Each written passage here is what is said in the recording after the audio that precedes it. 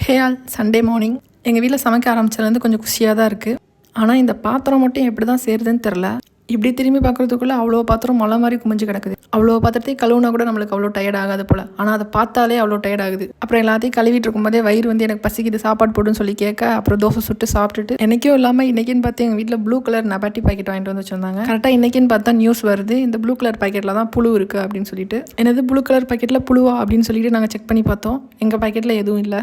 நல்ல வேலை புழு நம்மக்கிட்ட சிக்கலை அப்படின்னு சொல்லிட்டு எல்லாத்தையும் சாப்பிட்டு முடிச்சிட்டோம். அப்புறமா மத்தியானம் லஞ்சுக்கு ஆட்டு ஈரல், ஆட்டு ரத்தம், அப்புறம் சிக்கன் தான் வாங்கிட்டு வந்து செஞ்சுட்டு இருந்தோம். முன்னாடிலாம் மட்டனா அப்படின்னு சொல்லிட்டு எட்டு தள்ளி போவேன். ஆனால் இப்போலாம் மட்டனும் சாப்பிட ஆரம்பிச்சிட்டேன். மட்டனில் வந்து பேசிக்காகவே ஒரு ஸ்மெல் வரும். அந்த ஸ்மெல் மட்டும் வராமல் இருந்தால் சாப்பிட முடியுது. அதுவும் இன்றைக்கி தான் ரத்தம், ஆட்டு ஈரல்லாம் இன்றைக்கி தான் ஃபஸ்ட் டைம் சாப்பிட்டேன். நல்லா தான் இருந்துச்சு.